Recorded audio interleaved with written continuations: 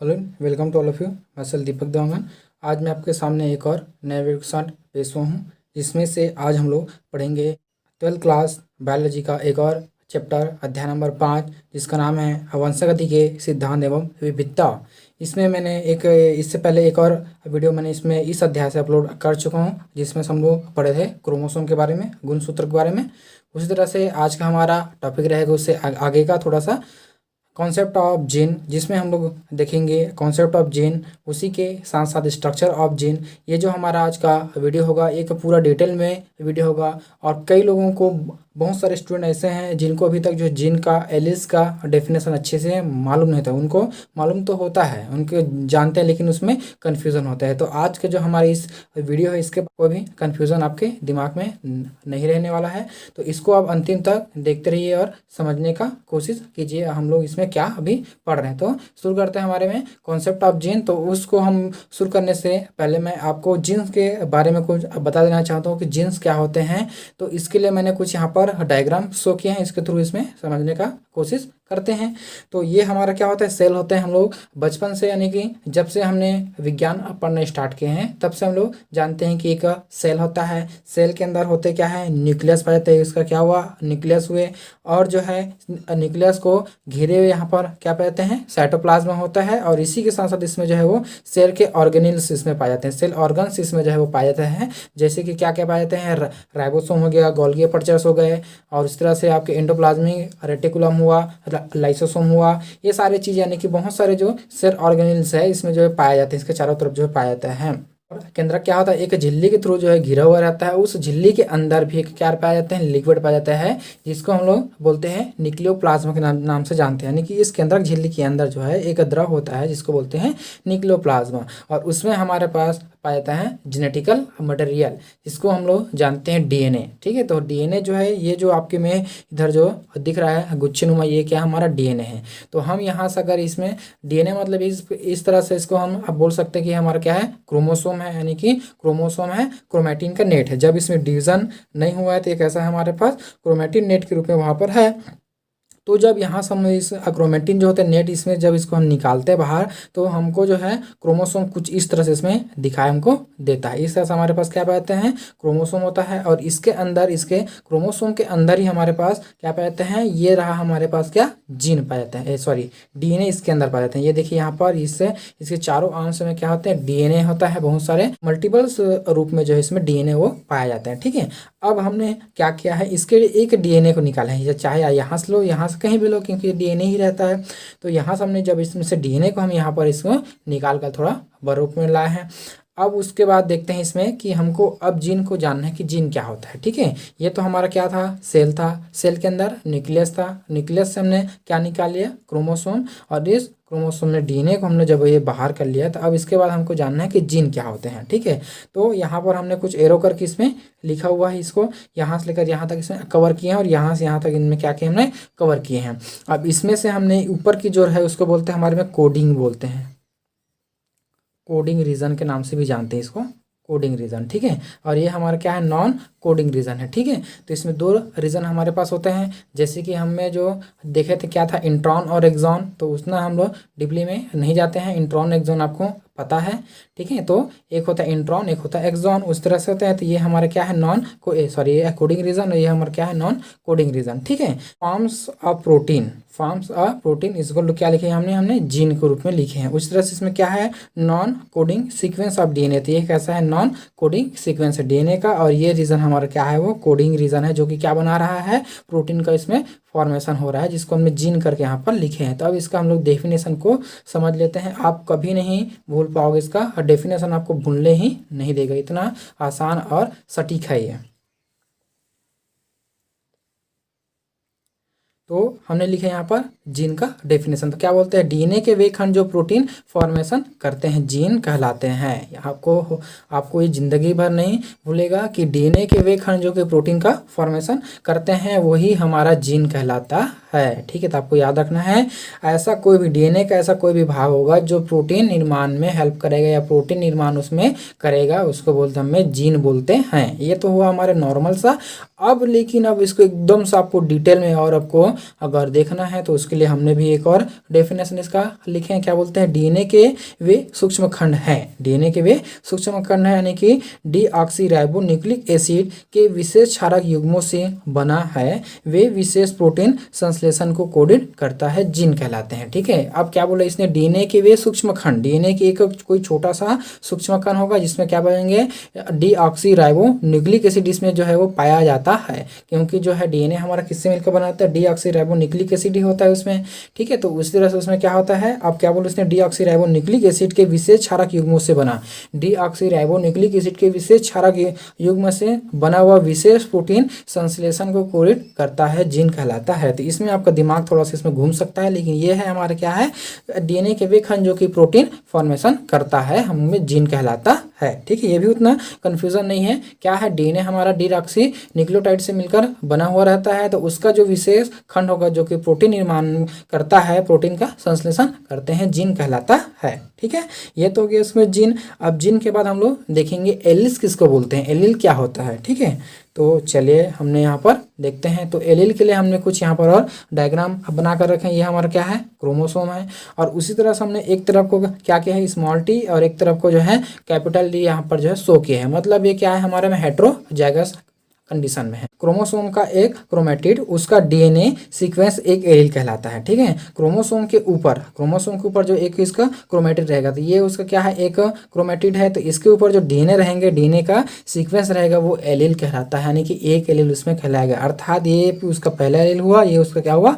दूसरा एलील हुआ, है ना। तो इसमें क्या पाते हैं? दो एलील्स हमारे पास है, ये हमारा पहला एलील और ये हमारा क्या है? दूसरा एलील। तो सिंपल से हुआ कि क्रोमोसोम का एक क्रोमेटिड है, उसका जो डीएनए सीक्वेंस होगा वो कैसा कहलाएगा? हमारा एक एलील कहलाता है। ठीक है, अब क्या बोलता है? तथा आमने सामने के दोनों एलील्स को जो है वो जीन कहते हैं। तथा आमने सामने के दोनों एलील्स को इसमें जीन के नाम से भी इसको जानते हैं। ठीक है, बहुत बार कंफ्यूजन होता है कि हमने भी बात किया था जो कि प्रोटीन फॉर्मेशन करता है वो हमारा जीन होता है। जब एलील के केस में आते हैं उसके बाद आपको जीन और एलील्स में अंतर करने को बोला जाता है, तो आप इसमें कन्फ्यूज हो जाते हो। तो यहाँ पर अभी कन्फ्यूज होने का कोई जरूरत नहीं है। इसमें क्या होता है? दोनों एलील जब हमारे पास क्रोमेटिड रहते हैं, ये पहला क्रोमेटिड और ये हमारा दूसरा क्रोमेटिड, तो दोनों के ऊपर जो एलील उपस्थित रहते हैं तो दोनों को एक साथ जीन बोलते हैं। ठीक है, और दोनों को अलग अलग क्या बोलते हैं? एलील के नाम से उसको जो है वो जाना जाता है, और दोनों एलील हमारे पास क्या कहलाएगा?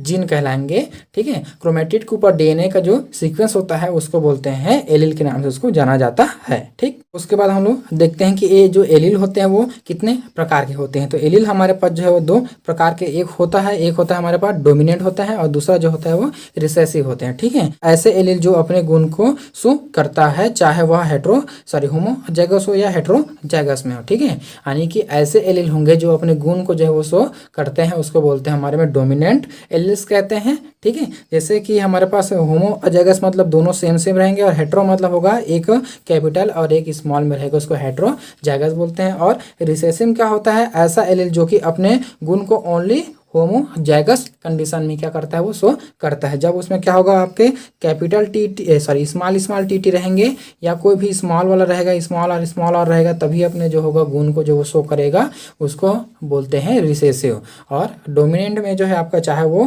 हेटेरोजाइगस हो या आपके जो है होमोजाइगस हो, दोनों ही कंडीशन में अपने गुण को शो करते हैं, उसको बोलते हैं डोमिनेंट एलील्स के नाम से उसको जाना जाता है। ठीक, अब उसके बाद आएगा हमारे में कॉन्सेप्ट ऑफ जीन को देखते हैं कि कॉन्सेप्ट ऑफ जीन जो है वो कहाँ से आया था। तो इसके आने के लिए क्या गए थे? एक साइंटिस्ट मॉर्गन 1923 में ड्रोसोफिला पर किए गए अनुवांशिक अध्ययन के आधार पर जो है जीन अवधारणा प्रस्तुत किया। ठीक है, मॉर्गन एक ऐसा साइंटिस्ट था, सन 1923 में इन्होंने ड्रोसोफिला मतलब होता है फल मक्खी पर जिन्होंने अनुवांशिक अध्ययन किया, जिसके आधार पर जो है जीन अवधारणा को जिसमें प्रस्तुत किया गया है। अब इसके आधार इसमें क्या क्या इसमें बोलते हैं, इसको देखते हैं। तो क्या बोलते हैं? सजीवों के प्रत्येक लक्षण का निर्धारण जीन के पेयर के थ्रू किया जाता है। सजीव यानी कि जितने भी हमारे पास जीव होते हैं तो उसमें जो लक्षणों का निर्धारण होता है वो जीन के पेयर के थ्रू इसमें जो है वो किया जाता है। अब जीन पेयर क्या होते हैं आगे और इसमें दिया है। तो क्या बोलता है? जीन पेयर में एक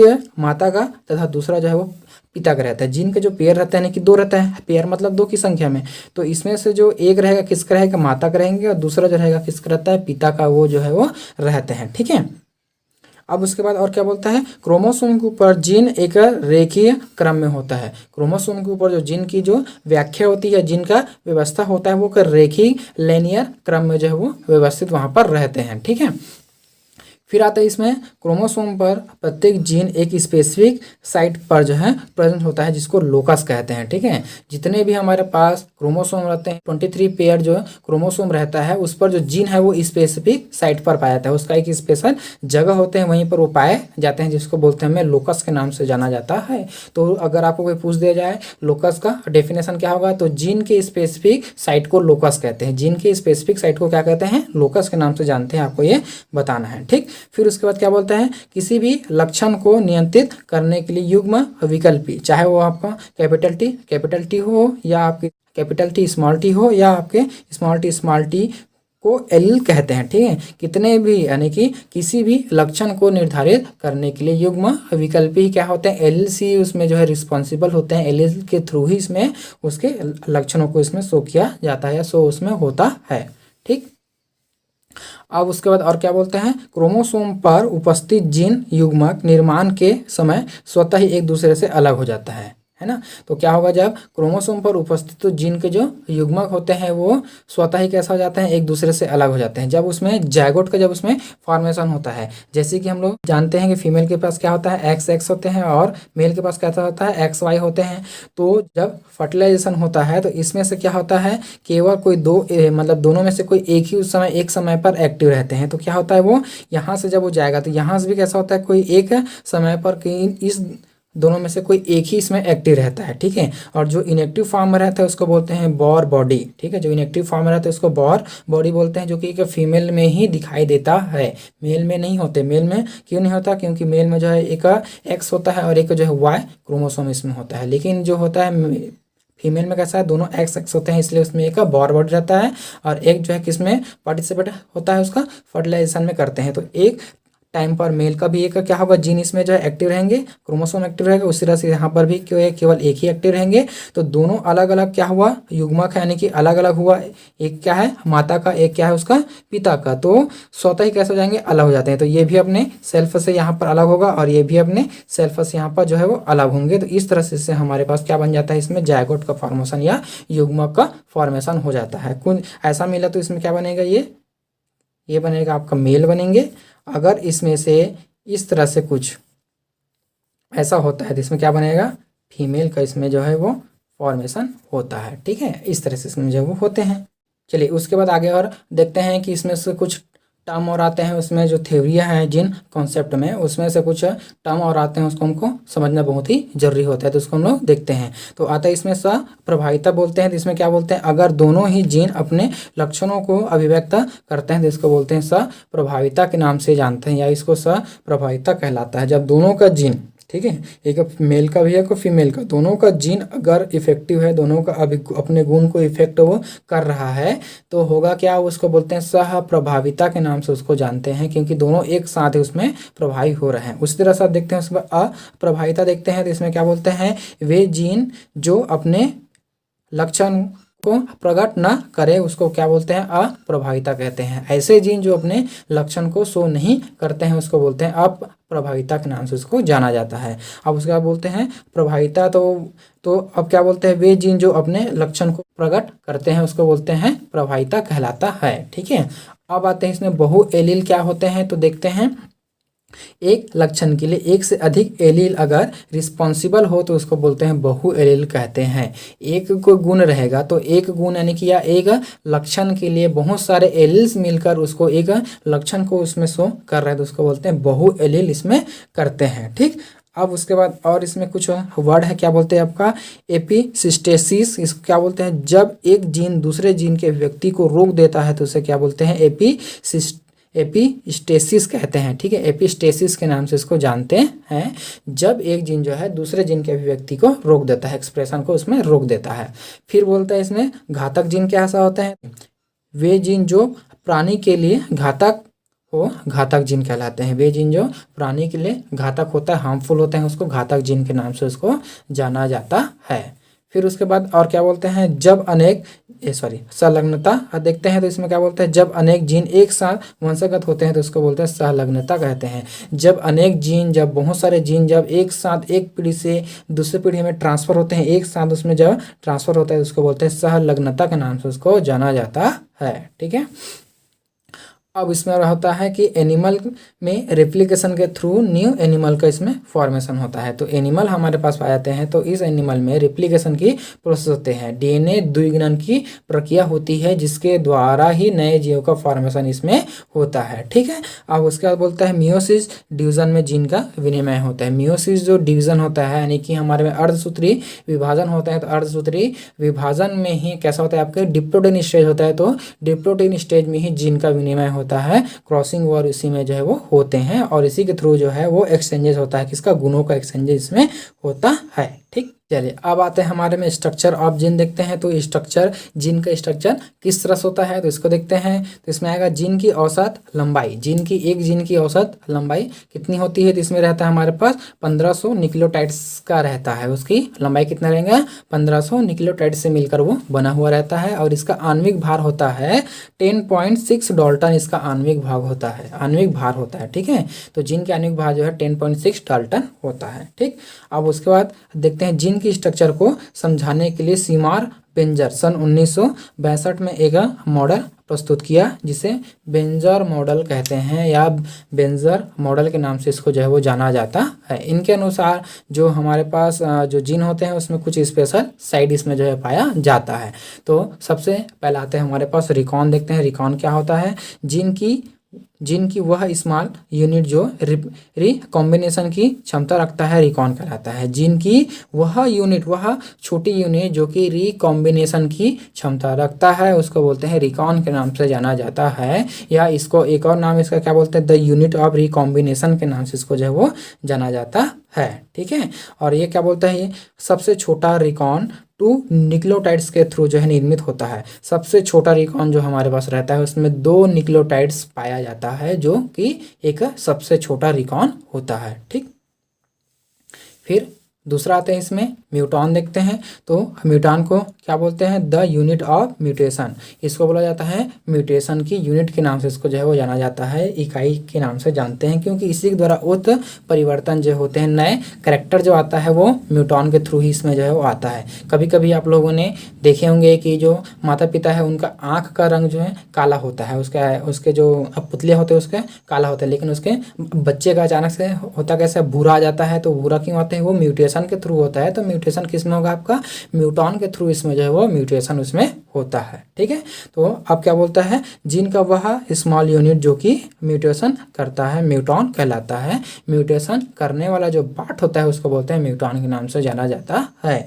अब बोलता है न्यूक्लियोटाइड्स का एक जोड़ी भी म्यूटेशन कर सकता है। न्यूक्लियोटाइड्स का एक जोड़ी मतलब दो म्यूटॉन भी इसको क्या कर सकते हैं, म्यूटेशन कर सकते हैं। जो न्यूक्लियोटाइड्स का हमारे पास जो 2 न्यूक्लियोटाइड्स रहेंगे वो अगर म्यूटॉन है तो उसको वो हमें बहुत सारे चेंजेस को ला सकता है। ठीक है। यह है। अब उसके बाद आते हैं इसमें सिस्ट्रॉन देखते हैं। तो यह डीएनए की सबसे बड़ी एवं क्रियात्मक इकाई होते हैं। यह डीएनए की सबसे बड़ी और क्रियात्मक इकाई के नाम से जाना जाता है। इसको बोलते हैं इंग्लिश हम लोग जो है द फंक्शनल यूनिट के नाम से जानते हैं सिस्ट्रॉन को। विशिष्ट शरीर लक्षणों का नियंत्रण एवं जो है नियमन करती है। जो हमारे शरीर में जो लक्षण होता है उसका नियंत्रण एवं नियमन यानी कि कंट्रोल एंड रेगुलेशन का काम कौन करता है, सिस्ट्रॉन के थ्रू इसमें किया जाता है। और ये जो है आपका 500 न्यूक्लियोटाइड से मिलकर जो है वो बना हुआ रहता है, क्योंकि ये जो है वो सबसे बड़ा भाग होता है किसका, जीन का। तो ये 500 न्यूक्लियोटाइड से मिलकर बना हुआ होता है। ठीक। अब उसके बाद इसमें कुछ और टर्म है। तो इसमें बोलते हैं रिप्लिकॉन बोलते हैं। तो रिप्लिकॉन मतलब क्या होता है, द यूनिट ऑफ रिप्लिकेशन। ये जो है आपका रिप्लिकेशन में जो हेल्प करता है या जिसके थ्रू जो रिप्लिकेशन होता है उसको बोलते हैं रिप्लिकॉन कहते हैं। तो जीन का एक ऐसा भाग जो रिप्लिकेशन करता है उसको क्या बोलते हैं, रिप्लिकॉन कहते हैं। ठीक है। अब आते इसमें कॉम्प्लान देखते हैं। ये कॉम्प्लान नहीं है जो कि बढ़ने वाला ड्रिंक, एनर्जी ड्रिंक नहीं है, ये हमारे कॉम्प्लान है। तो इसको और क्या बोलते हैं, द कॉम्प्लीमेंट्री यूनिट के नाम से इसको जानते हैं। क्या बोलते हैं इसको? द कॉम्प्लीमेंट्री यूनिट के नाम से इसको जाना जाता है। अब बोलते हैं कुछ एंजाइम के सक्रिय समूह 2 से अधिक पॉलीपेप्टाइड श्रृंखला के बने होते हैं इसमें। और क्या बोलते हैं? कुछ एंजाइम के सक्रिय समूह होते हैं जो कि 2 से अधिक पॉलीपेप्टाइड श्रृंखला से मिलकर बना होता है, जो एक दूसरे के पूरक किसी प्रकार के परिवर्तन का संपादन ये जो है वो करता है ना। तो इसमें कॉम्प्लीमेंट्री बनाने का काम जो है वो करता है। मतलब जो हमारे पास डीएनए का जो सीक्वेंस रहता है, एक जो सीक्वेंस है उसके जो जोड़ीदार है ना, उसमें से क्या करना है? जोड़ीदार बनाने का काम करता कौन है? आपका कॉम्प्लिकॉन जो है करने का काम जो इसमें करता है। एक हमारे पास स्ट्रैंड है, इस तरह से अगर कोई सिंगल स्ट्रैंड है तो सिंगल स्ट्रैंड के लिए इसमें जो बेस पेयर इसका सीक्वेंस है, तो इसी के अनुकूल जो है यहाँ पर जो है वो नया बेस पेयर लाने का काम जो है वो करता है। इसी को बोलते हैं हमारे में कॉम्प्लिकॉन के नाम से इसको जाना जाता है। ठीक है, अब आते हैं हमारे में लास्ट इसमें है आपका ओपेरॉन। देखते हैं तो ओपेरॉन क्या होता है? यह डीएनए की क्रियात्मक इकाई होती है, मतलब कि डीएनए की फंक्शनल यूनिट होता है जो कि स्ट्रक्चर एवं ऑपरेटर जीन के थ्रू जो है वो शो होता है। स्ट्रक्चर एवं ऑपरेटर जीन के थ्रू इसमें क्या होता है? वो शो होता है, यानी कि ओपेरॉन सिस्टम, यानी कि ओपेरॉन मॉडल में क्या पाए जाते हैं? हमारे पास जो है कुछ साइड पाए जाते हैं, 2 इसमें क्या पाए जाते हैं? साइड पाए जाते हैं। इस तरह से इसमें 2 होता है, साइड होता है। एक तरफ होता है हमारे में क्या होता है? रेगुलेटर जीन रहता है, यहाँ पर रेगुलेटर जीन रहता है, यहाँ पर क्या बोलते हैं? Structure gene. तो दोनों में जो रहता है, दोनों का नियमन करने वाला, इसको बोलते हैं हमारे में ओपेरॉन के नाम से जानते हैं, या इसी को बोलते हैं आप functional unit of the DNA के नाम से इसको जो है वो जाना जाता है। ठीक है, तो आज के लिए इतना ही। देखते रहिए हमारा यूट्यूब चैनल। धन्यवाद, थैंक यू।